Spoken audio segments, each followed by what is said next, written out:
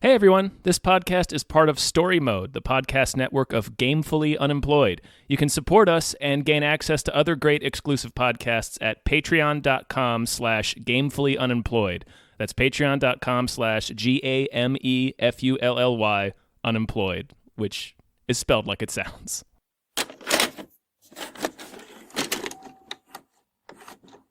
Oh!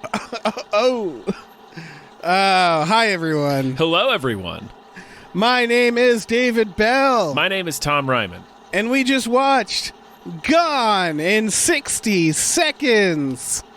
Gonesty. I don't know. Yeah. Fuck it. I'm not even going to bother with that today. What they didn't bother, why should we? Gonesty. Time it took you to buy your ticket. 3.2 minutes. Time it took you to get your popcorn. 2.5 minutes. Time it took them Well, let's go. to steal your car. Hello, ladies. 60 seconds. 60 seconds. Move, go. Come on, Sway, baby, work your magic. Hold on, I know you ain't gonna do what I think you're gonna do. Well, first of all, I would just like to use this opportunity to say congratulations, Dr. Sarah Starbuck, from your colleague, mentee, DM, and friend, Jess. You know who you are. Yeah, because we don't. We're just we reading know. words. We're just reading Here's words. what we know. We know that you just did like school stuff, and congratulations to you for doing that. Unless this is a congratulations for getting away with murder. Yeah, maybe. But I the mean, murder could have occurred at school, so it would still technically be school stuff. So congratulations for your school stuff. I'm also aware that this is Dr. Sarah Starbuck's favorite Nicolas Cage film. So Sure. I'm glad. Because you know what? It's got to be someone's. Yeah, exactly. Yeah. This is Tom. I assume you've seen this movie before, right? Oh yeah, I saw this in the theater when it came out. Okay. Yeah. I haven't seen it for a while. I don't think I've so seen this it is first since. But Yeah, this is from the director of Swordfish, Whiteout, California. a few, I want to say a few like Blink-182 music videos too. Yes. They are obsessed because looking at Swordfish, California, and this, they are obsessed with getting A-list celebrities and making them look like dirtbags. Yes. Yeah. It's a solid game. Yeah. It's from the writer of Con Air. I don't know why this person has made so many all-star, like, Has made dirtbag, a lot of weird he's movies. Yeah. It's kind of schlocky B-movie stuff with A-list casts. Mm-hmm. And this is a remake. In case It is. In case people weren't aware, there's a movie from I think the 60s, or is Yeah. it the 70s? Anyway, it's I a don't know, remake man. of that. A loose remake, though. I don't believe loose. the two films have much in common, other than their Yeah, titles and general premise. I think the Eleanor car, I guess, is from it. 74 is when it came out. Okay. Okay. This is this film is subtly out of its mind. Would you agree with that? What are your thoughts on this film? I think this movie is kind of okay. It's extremely dated. There's a couple of real bad things that pop up.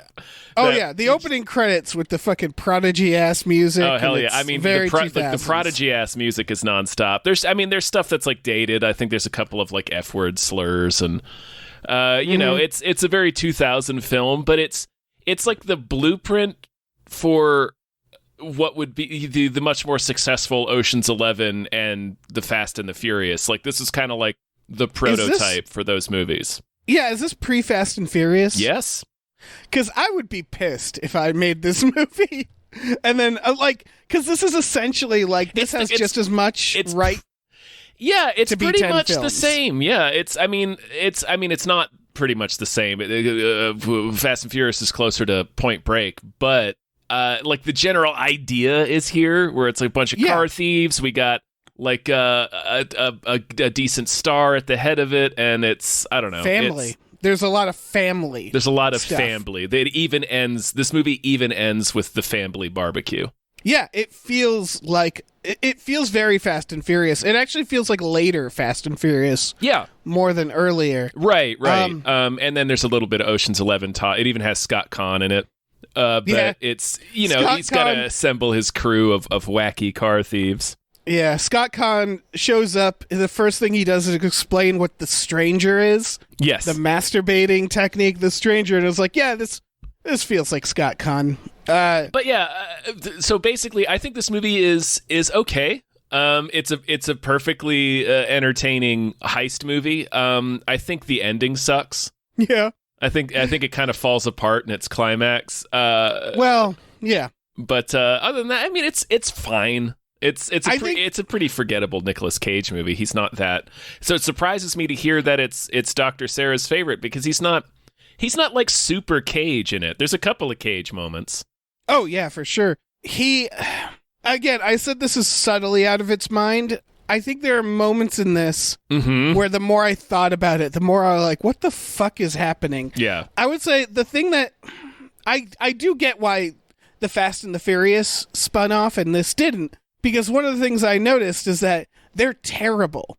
Like, they're terrible criminals. They're bad at what they do. And a lot of the problems of the movie are like sitcom plots. Like, at one point, a dog literally eats the keys, and that becomes a problem for them.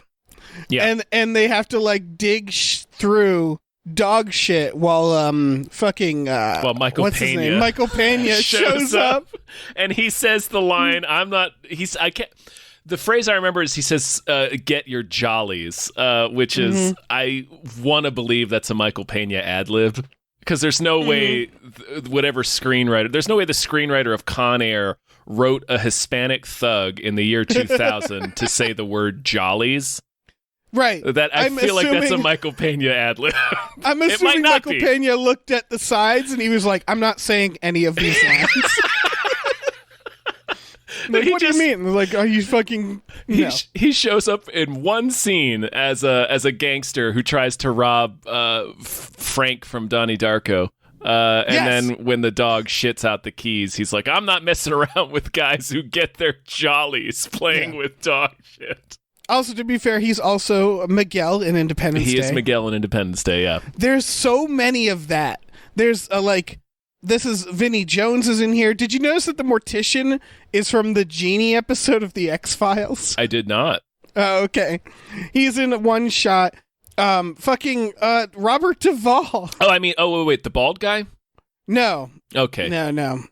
He's literally in one when they're calling Vinnie Jones, and he's one of the guys who's like, he doesn't talk. Why, how is he going to take a phone call? Yeah, I did notice that guy, yeah. Yeah. Timmy Oliphant. Timothy Oliphant, yep. Delroy Lindo is his partner. Delroy Lindo is the lead detective, yeah. They can't fit everybody. Angelina Jolie is barely in this film. She's barely in this movie. She was still kind of taking off at this time. Yeah. It's a huge ensemble, which again, from like the maker of Swordfish, I'm like, why is he getting this? Like all of this goodwill. That explains it. Yeah. Yeah, it's a lot of montages. Yeah, I mean, it's a heist movie, and it's a heist movie of this era. Yeah. So it's a lot of just gobbledygook about stealing cars, but it sounds good in the movie, and it like looks fun, and this movie does a really good job of the secret subculture aspect of a heist movie. Like it really lets us feel like they're letting us in on the secret world of car thieves, even though like 98% of what they're talking about is nonsense. Yeah. Oh yeah. Whenever they hijack a car, they use different equipment every time. They use all of this like spy equipment to steal. Yeah. It's like, guys, you just need a screwdriver. Like, I don't know what all this is for. Robert Duvall has just on the ready a cassette tape of car sounds. that he just pops on, and he's like, "Ooh, which one is this, Nicolas Cage?" And it's like, "Who is that for?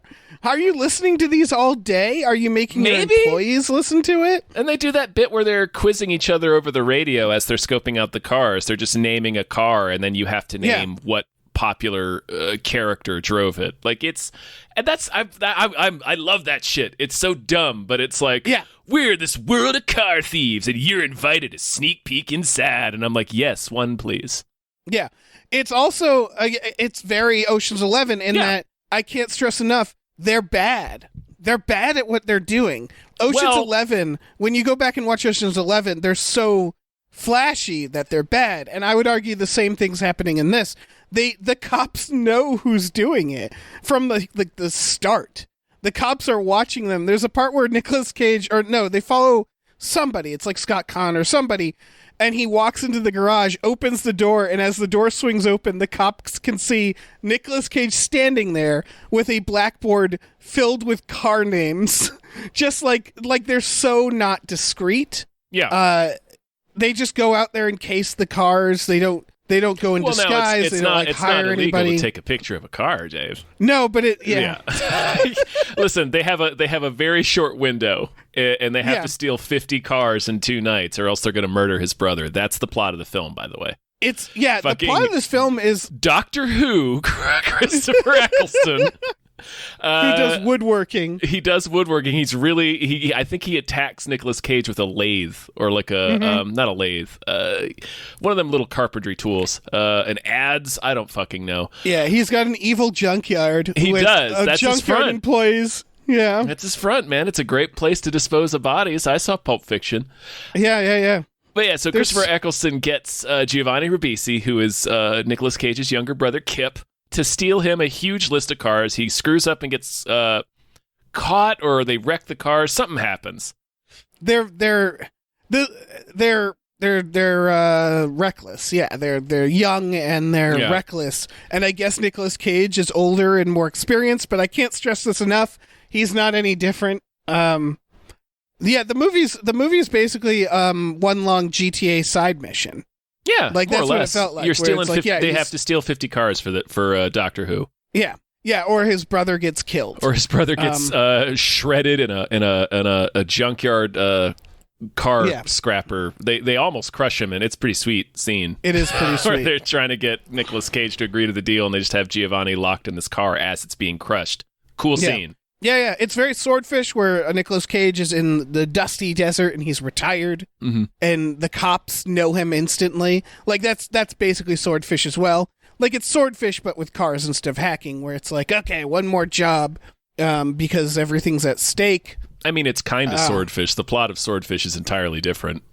No, but it's the same device, right? Is like Hugh Jackman was in the desert, and he's like, I'm retired. Yeah, and there's the cops guy who are like, oh, it's Hugh Jackman. Yeah.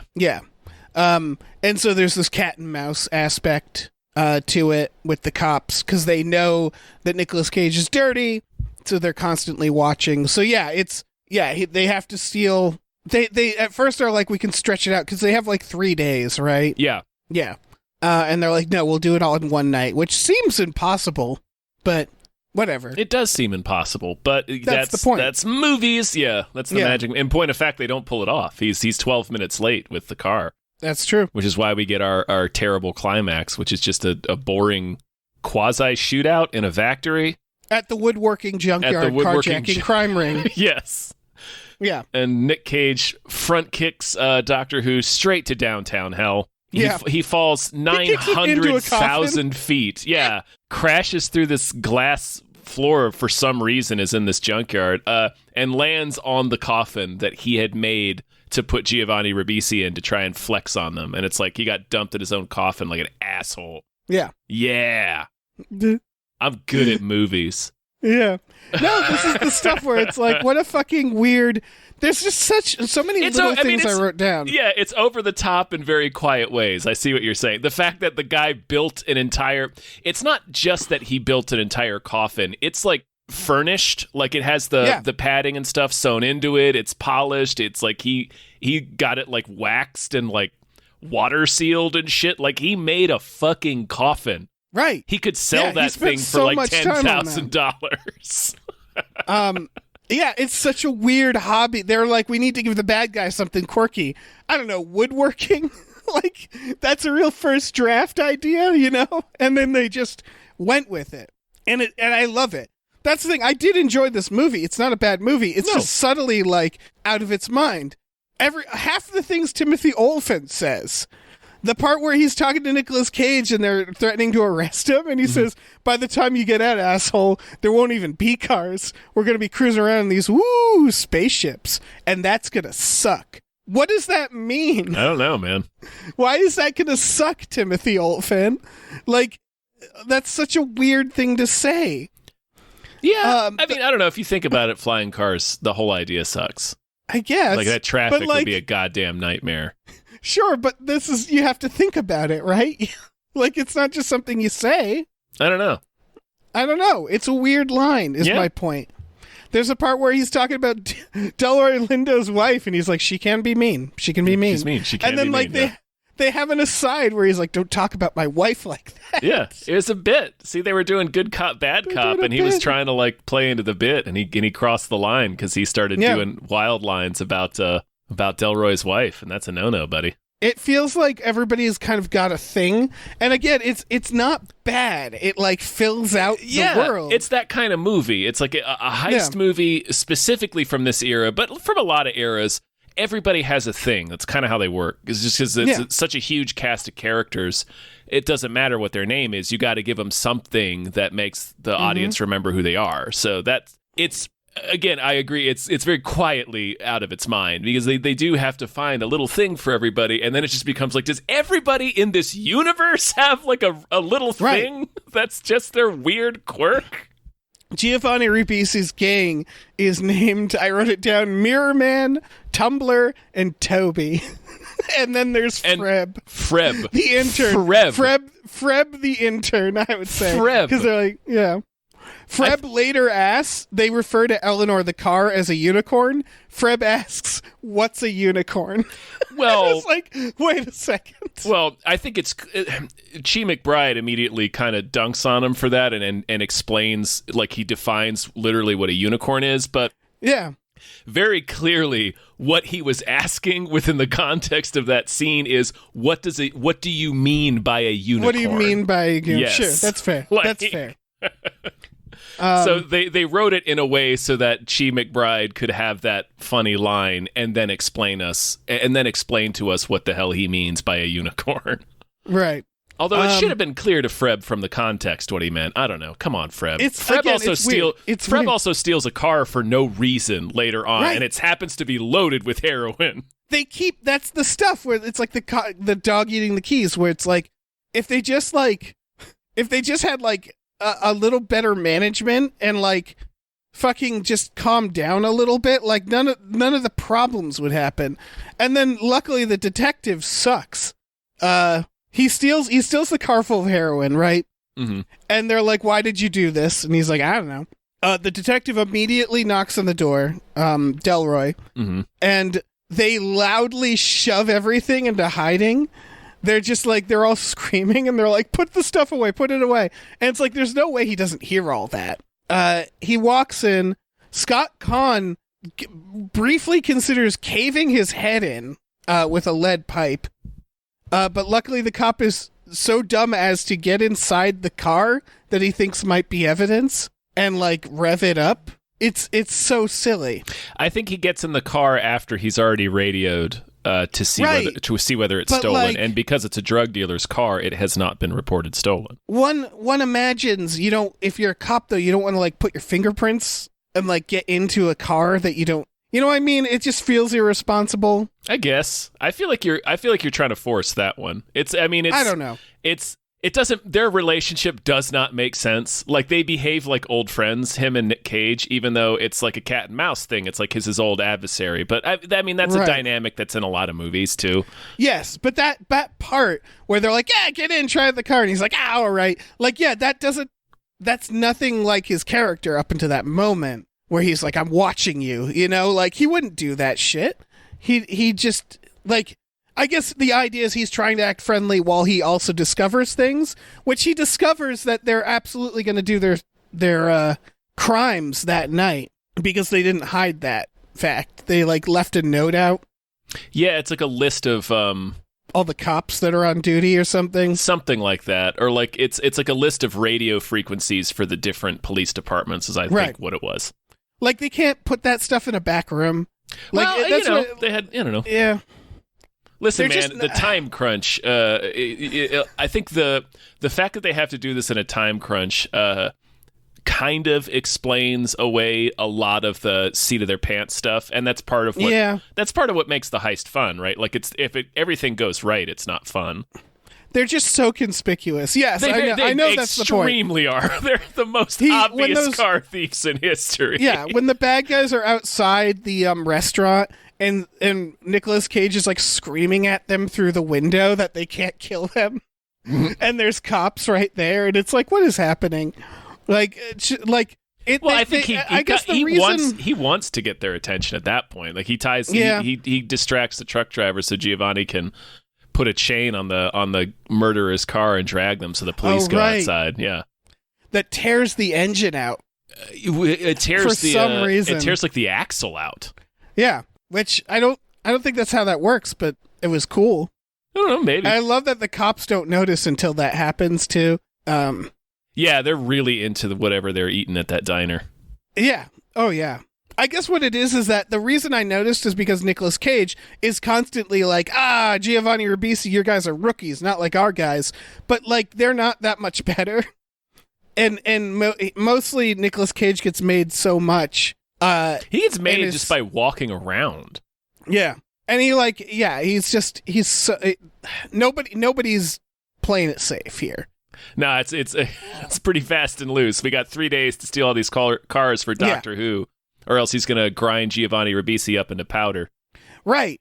Like, they even do a point where Nicolas Cage... I think what it could have improved where, like, Nicolas Cage is playing it too safe at first, because they have a moment where they're the shitty young thieves are like, let's just steal the cars from the impound lot. And Nicolas Cage is like, you know what? Fuck it. Yeah. And, like, that would have been... I would have appreciated that being a moment where he's like, you know what? Yeah, we don't have time for this shit. We have to play it fast and loose. I don't know. It doesn't matter. Yeah. The part where they're... oh, sorry. What were you going to say? No, you're fine. I was just going to say their pre-theft ritual of solemnly listening to Lowrider. That's another moment that's like that's out of its mind. But yeah. Who would do that? I think that's a joke. It's supposed to be a joke, but like it's literally Nicolas Cage is like, okay, before we go, we got to do this thing. He puts it on, and like all of his crew know what's up, and they all like bow their head, and then fucking Lowrider starts playing. And the young people, they don't even look that confused. And then he does let's go. And they go, what a weird fucking thing to happen in a movie. It sure is. Yeah. I think this movie's, I think a lot of the weirdness about this movie is just of its time and driving home that this is a secret world that's full of eccentric characters, and the world, the rules of the world are not the rules of normal life, and it goes. I think it overcompensates a lot in that direction. Yeah. It also is trying to be. It's got the zany aspect, like the dog eating the keys. There's a part where they steal a car, and there's a snake in the car. They steal a car with the license plate snake. And there's a boa constrictor inside the car, and this car is in a parking garage. Wait, are we to understand that the snake owns that car? Is that the idea? I hope so. Yeah, that is the snake's car. It's either somebody left their several $1,000 pet in the car for some reason, unless it's just where it lives. It does say snake on it. Yeah, it's not like they weren't warned, or it's the snake's car and he was sleeping one off. Mm-hmm. Yeah, it's. Definitely one or the other. Either way, Vinnie Jones rams the hell out of a police car to get out of there, and hucks the snake. The parking attendant just kind of watches him leave. Yeah. And that delighted me. He's like, yeah. what do I do? It's like, I don't know. There's a phone in there, man.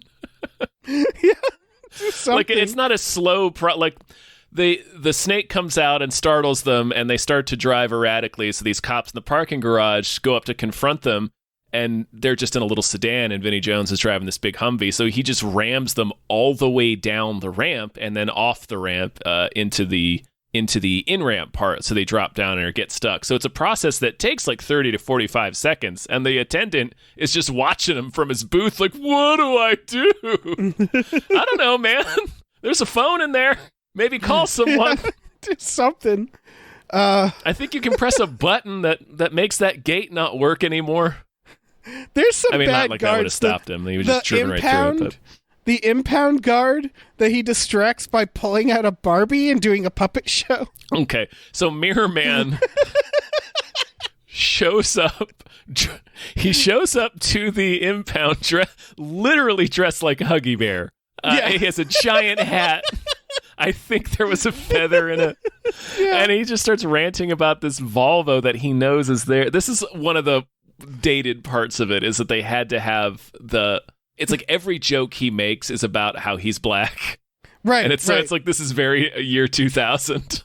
Yeah. But like, yeah, he starts talking about this car that got impounded and it's not there. And they go back and forth. And then at one point they cut back to him and he pulls out he has already pulled out the Barbie doll and is making it dance. Say, hold on. What is this? What is happening? Like, how racist is either the impound attendant who thinks is like, well, I guess this is just something that black people do, or the screenwriter who wrote this in there. Right. It's like, well, like if a grown man pulled out a giant Barbie doll and started making it dance, like, you would be alarmed, right? You wouldn't just sit there and be like, well, I guess I just got to let this play out. It's like, no, you would take some kind of action. You'd be like, wait a minute. Like, especially if you're a cop guarding a lot full of stuff. Like if you're a guard and somebody pulls out a doll and starts making it dance, like, I think you're trying to distract me. Yeah. I guess that's what it is about this movie.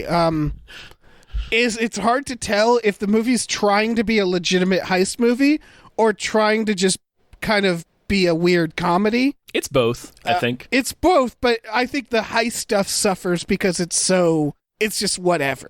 The heist stuff, like, there's never a moment where I'm like, ooh, how are they going to steal that? You know what I mean? No, but it's always, they never, I wish they would have done a little bit more than that with that. Because it is fun to watch them case the cars and then steal the cars and use all these gadgets and like pop handbrake turns and shit. But I was expecting that, like, at the very least, like the white whale or the unicorn is this Eleanor, this 67 Shelby Cobra that Nick Cage wants to steal, and he's saving it for last because it's a car he's tried to steal a bunch. Right. And something and goes again, wrong.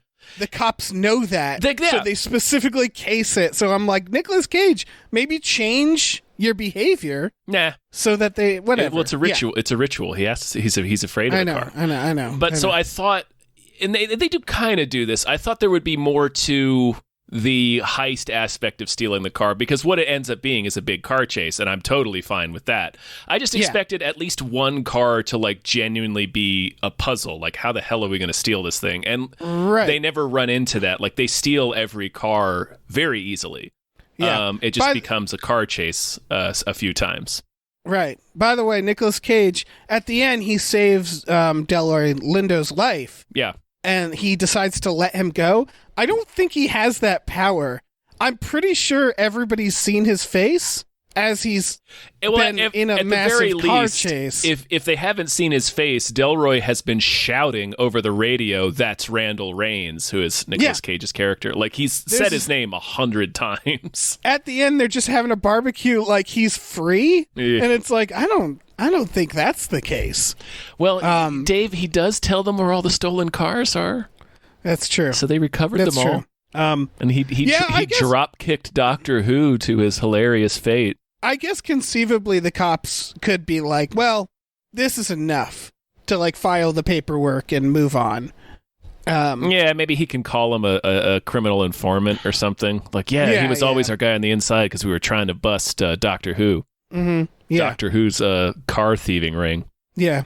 Yeah, I guess I don't know. I don't know, man. It's fine. It's a movie. I think. What were you going to say? Well, I was going to say what my only real problem with the film was, which is there's a lot of cool car chases in it, which makes sense. The original is famous for having a massive car chase at the end, like akin to the French Connection, where it wrecked something like 100 cars to do this car chase. And there's a lot of that in the climactic Shelby Cobra car chase, which is cool. But it ends with this stunt where he's got to get across this bridge to get the car to the docks in time to get it to Doctor Who.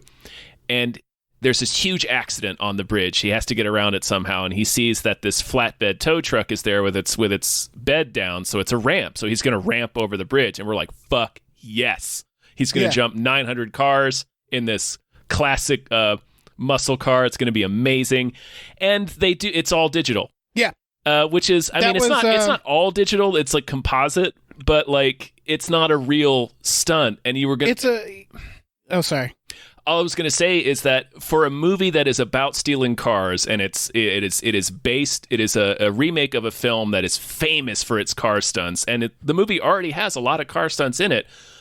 That's the final big stunt of the movie. That's like the showpiece stunt. So it boggled my mind why they didn't try to do that one for real. It's a problem with the modern Fast and Furiouses more and more now, where it's like we're watching a stunt movie. If you CGI it, what is there to be impressed about? Yeah. Oh, good CGI. And that's kind of the same with this, where it's like, yeah, you didn't do the thing. They kind of did. It looked like a composite, so they might have jumped the car over a much more small and safer ramp.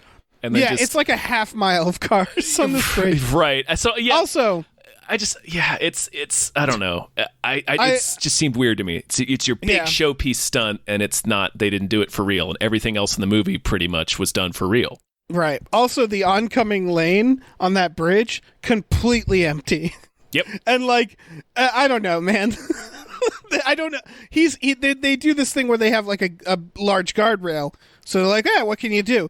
But it feels like you could maybe do a shorter jump onto the other side. That would be less badass, Dave. I cannot believe I have to explain that to you. I know. And then the cops don't use that side either. And it's like, what? Okay. I guess we're just going to really, really respect the flow of traffic.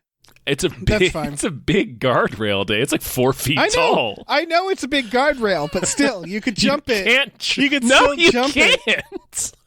He could jump it using the same way he jumped half a mile of cars. And it was a miracle that worked, Dave. That's the point. All they had to do was make the accident be in both lanes. That's all they had to do to just to distract me from that fact. But whatever, it's fine. Yeah. I actually you're right about the stunt. I don't have too many problems with this movie. I did enjoy it. You know what I legitimately liked? The brother arc. Yeah. Him buying him a car at the end. The idea that the brother's like a fuck up, like he makes him breakfast and he fucks it up. It's bad, yeah. And it's perfect because it actually really perfectly shows the character, which is that he's really trying. He's trying to impress his big brother. And he's trying to show. Yeah. And at the end, he buys him a car and they sort of make peace. The family stuff was really good. I really enjoyed it. My biggest issue is we're circling it. They need to kind of decide what movie they are. Because it did feel like, yes, there's some car stunts, but it didn't feel like a car stunt movie. Not really, yes, no. there's some heist stuff, but it doesn't really feel like a heist movie. Because they don't actualize any of those aspects where they really do it. And I think this is why this film often gets forgotten. Yeah, it's like a buffet version of it. Got a little bit of all those elements, but it didn't really commit to one of them. Yeah, and it kind of needed to. Yeah, also, it could have committed more, for sure. Yeah, for sure. Yeah. Yeah, just remove the entirety of the Angelina Jolie Nicolas Cage romantic arc. That should because it's like, all right, it's already weird because he's 10 years older. Yeah. I think. I mean, he looks 10 years older than her in this movie, so it's already so wait a minute, you're telling me that you guys had a relationship 7 years ago when you left town? Yeah. What was she, 19? It's like right.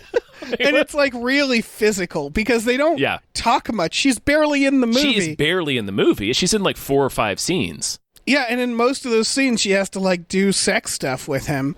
They're like making out at that barbecue table at the end. I was like, guys, gross. They're just like going at it while their like plates are getting put down in front of them. Yep. It's like, what the fuck? Yeah. Yeah, they fuck in the car. Well, they make out. Sure. That's fair. There could be some light fucking. I mean, that's the point of this. That's the point of the scene. Like he's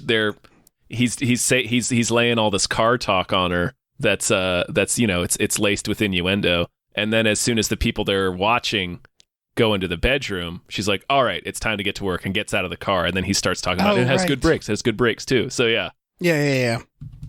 Yeah, they don't give us nearly enough to justify their romance. They don't like each other at first. There's she's like, no explanation there. It's like it all happens off screen, and I couldn't tell what's going on because it feels like Angelina Jolie was supposed to be in it more. It feels like one of two things. It's either she was in it more and that stuff got cut, or she was in it less, and as her star was starting to rise at this time, they kind of tried to put her in more where they could. Yeah. It's one of those two things, is what it feels like. It may be neither. It may just have been a weirdly written movie from jump. Well, because the other problem is there's like 20 characters. Yeah. And I do think I get the logistics of like, yeah, we're stealing 50 cars in a night. We need a lot of people, but it was too many people. And so like, it's kind of what we were talking about. Everybody's trying to make an impression, it feels like.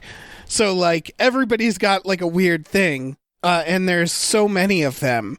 Like, why is Timothy Olyphant in this? Why isn't it just Delroy Lindo? To give him a wacky partner to bounce lines off of. Yeah. Yeah, and I'm glad. So he's not just talking to himself. He needs a Watson. Mm-hmm. And so they just made his Watson like jokey and spiky haired. Yeah, and I'm glad. I am glad he's in there. Oh, yeah, I'm always glad to see Timothy Olyphant. Yeah. But it feels like when Giovanni Ribisi is introducing his gang, they have one where the joke is he can order a mean pizza. They also have another guy where they're just like, he can drive good. Tumbler. They're like, Tumbler's a good driver. Scott it's like, Kahn, yeah. He can drive anything with wheels on it. It's like, I feel like everyone in here can do that. Yeah. So it's like, why do you need him? Like, again, I'm glad to see Scott Kahn talking about jerking off. Like, everybody was a delight. Yeah. But there just wasn't enough of anybody to go around. So it was like, God, make some room here. They introduce Mirror Man as their gadget guy, and the only gadget we see him do is glue fake fingerprints to Chi McBride's hands. That's it. That's the only thing we see him do. And it's like, why did we need him? He glues fake fingerprints to Chi McBride and plays with a Barbie to distract the guard. Yeah. That's like his gadgets. Isn't Toby the hacker? He's their hacker, yeah. That's redundant. Make Mirror Man like also four the of those characters are like, you could have combined Toby, Mirror Man, and Freb. Yeah. That could have just been Mirror Man. Yeah. That we didn't need that to be 3 characters. It's so weird how many fucking people are in here. 2 of them don't have a personality, so just make them all Mirror Man. Yeah. Yeah, you really like give us like 5 people and the villain. And focus. For the love of God. Because, like, yeah, everybody has a thing. The villain with his woodworking. Yeah. It's all good instincts. It's just so much of it that I think it's the same with the genre where it's like no one has room to breathe. Yeah. Robert Duvall's over there with his slick back dirtbag hair. Robert Duvall and Will Patton are also the same character. It's like, just combine them. We don't need this to be 2 different characters. Like, he has 2 mentors. It's like they held casting and the director's like, I like them all. Can't we just have them all to be in it? And don't get me wrong, I do too. I want them all to be in it. It's just if I'm pointing out where the script could be trimmed down a bit, it's that Robert Duvall and Will Patton serve the same function. They don't need to be 2 different characters. Yeah. And I think this is, I guess what it comes down to is like, I did enjoy this, but this is definitely a film that sort of dropped off people's radars. Oh yeah, this is a film that is languished in obscurity almost since it was released. Yeah. I've always remembered it. I remember watching the DVD behind the scenes. Oh fuck for yeah, this you do. one about doing the car chase. Yeah, and it's got charm. It's got charm, and it's got a weirdness that I do enjoy because it's a weirdness where it's like a lot of the things that happen. I'm like, I can't tell if they knew that was a joke or not. I couldn't tell how. It's kind of the same with Swordfish. When you watch Swordfish, where it's like, I don't know if you know how funny you're being right now. Like, do you know how you made John Travolta look? Are you aware of this, or is it, Yeah, do you see this wig? Yeah. Do you see this wig that you're making John Travolta the wear? soul patch? Yeah, Look oh at my the soul God. patch. We're just talking about Swordfish now. Yeah, same director, though. Like, this director has a knack for doing stuff that's just, like, subtly ridiculous. And not, like, Swordfish is similar where it does a lot of things that I think it thinks is smart. Mm-hmm. Like, if you remember, Swordfish opens with John Travolta insulting Dog Day Afternoon, being like, that movie's bullshit. And it's like, should you be insulting that movie right now, Swordfish? And so it thinks it's very smart. And I feel like there's stuff in this that maybe doesn't think it's smart, but, like, I just can't tell. Like the getting away by attaching the truck to the fucking car, and again, there's not much like that. There's not much actual heist. But yeah, I don't know, man. It's gone in 60 seconds. Yeah. It's a weird fucking movie. It's about as long as it remains in your brain after you watch it. Yeah. And it's just gone. Again, we started this by saying I'm glad it's somebody's favorite film, because this isn't a bad movie. It's just favorite Nicolas Cage film. Nicolas Cage, yes. It just, yeah, it's kind of like I don't have room for it in my brain. I mean, ultimately. it's I don't know. I appreciate how just light it is. Like, nobody's ever really in any danger. And which is, it's a strike against a lot of movies, but sometimes you want to just watch a movie where nothing bad's going to happen to anyone. Yeah, it's a light ensemble film with a lot of really good actors doing a lot of ridiculous shit. Yes. And that does have charm. Mm-hmm. And everybody wants to fuck cars in this. Oh, hell yeah. If we could figure out how. Mm-hmm. I mean, there's a lot of pipes and stuff, but like, yeah. I wrote down. We need to minimize burns and cuts. Mm-hmm. Yeah. Fucking Nicolas Cage has a line at one point where he's like, I did it for the cars. Mm-hmm. Gleaming in Marina blue, Sunfire yellow, Marlboro red, begging to be plucked. And it was like, Jesus Christ, dude. He's like coming as he says it. Yeah. You are fucking the cars. Yeah. How amazing would it be if he just started fucking the Eleanor car? Like, he didn't even like steal that's it. the sex scene, and it's like it's shot the same, like as if he and Angelina Jolie were having a sex scene. Right. Filmed the same way, has the same score, but it's just him just plowing the Shelby Cobra. Right. Mm. Also, that dog ate several metal keys. 3. I have to stress that. 3. That is impossible. It's like next to cheeseburgers, and that's why that dog is surely going to die soon, right? Yeah. Like, they get the keys out, but if the dog's eating metal keys, it's eating everything. Yeah, in a auto shop. Yeah. So he's got like lug nuts and wrenches and shit in his belly too. Yeah. That dog is. He's got an impacted bowel. He's gonna die soon. Yeah, it's living on borrowed time. Oh wait, that movie was 2000. Yeah, that dog is way dead. The dog's been dead. It's fine. Oh, the dog's dead either way. Yeah. But I'm just saying that dog, like the last shot of this movie, the dog dies in the background of that shot. It's them having their family barbecue and the dog's just dead in the back. Yeah. Just rotting in the background. It's been dead for days. Dead for days. It's a stomach full of all kinds of machinery. Yeah. That it's eaten. There's a bike chain in there. Yeah. Yeah. So that's this film. Yeah. So I don't know. Are we all set? We done here? I think we're finished. Yeah. God, thank you to congratulations, Dr. Sarah Starbuck, Woo! From your colleague, mentee, DM, and friend Jess. Thank you both. Indeed. Thank you, Jess, for being a great friend and DM and mentee. And congratulations to Sarah. I hope you enjoyed our dive into Gone in 60 Seconds. Mm-hmm. And thanks to everybody for listening. Yeah. And if you're interested, we have a Patreon, patreon.com/gamefullyunemployed. You find exclusive podcasts on there, like Tom and Jeff Watch Batman, Fox Mulder is a Maniac, Star Trek The Next Futurama. It's $5 a month. $5 a month. Yeah. You can get access to all that shit. Listen to all that value. Listen to all that value. We're full of value. We're full of value. Speaking of which, we also have a store which you can find if you go to gamefullyunemployed.com, because it's a bit of a confusing link, so it's easier if you just go to gamefullyunemployed.com. Yeah. And you can find our store there. We got t-shirts, masks, mugs, stickers, posters, all kinds of things, so check that out. Check it out. Yeah, please. check it out. Yeah. All right, shall we vroom? Shall we vroom on out of here? Yeah, let's vroom. Let's vroom. Let's slam into the coffin. Mm-hmm. Halfway into the Doctor Who coffin. What an ending. That's how he lands on it. He shatters his hip on the lip of the coffin. Yeah. It's stupendous. Yeah, why didn't the coffin break? Wow, he's a good Because he's really good at woodwork, yeah.